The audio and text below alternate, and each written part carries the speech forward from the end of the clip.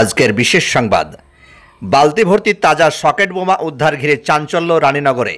আপনাদের আবারও জানিয়ে রাখি, মুর্শিদাবাদের রানীনগর ১ নম্বর গ্রাম পঞ্চায়েতের ডেপুটিপাড়া পানিপে এলাকায় বালতি ভর্তি সকেট ঘিরে চাঞ্চল্য এলাকায়।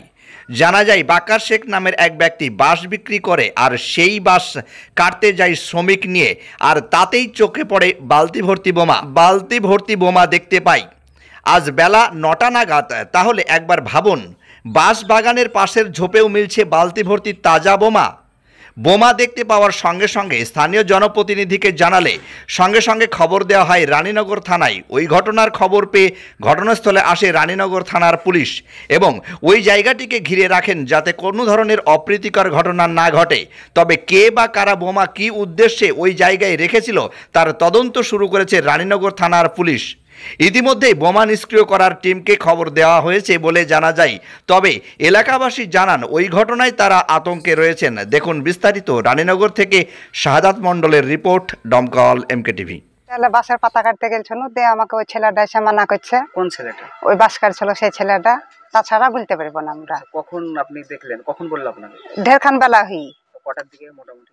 সেটা তো আমরা বলতে পারবো না কটার দিকে। এবার সকালে আমরা কাজ থেকে এই করে দেখা বলতে গেলে আমার জঙ্গল আমরা দেখতেও পাচ্ছি না। খোদে ওই ছেলেটা আবার এরকম করে এই করে দেখাইলো, তো ওই বালতিটাই দেখতে পানো। তা ভাবতে কিভাবে যে আছে সেটাও বলতে পারবো না। আমরা ভয়ই যাইনি। ওই বাঁশ কাটছিল সেই ছেলেটা। বাঁশ কাটছিল সেই ছেলে। ওরা দেখে আপনাকে বললো? হ্যাঁ।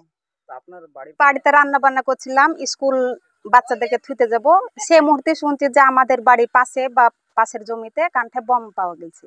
এটুকুই শুনলাম। কটার দিকে সেটা? সে বেলা 10টা হবে। তারপরে হচ্ছে পুলিশ এসেছিল তো?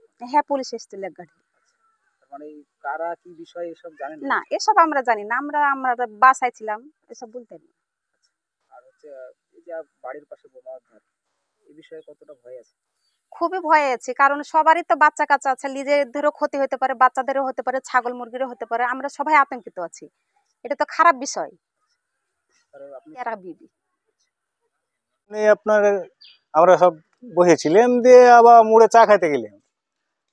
যাওয়ার পর চাটা খাইয়ে আপনার এক জায়গাতে বসে আছি আরেক পাড়াতে, তো কে ফোন করছে যে কি এরকম বোমা পাওয়া গেছে। তো কোথায়? তো এরকম জায়গায়।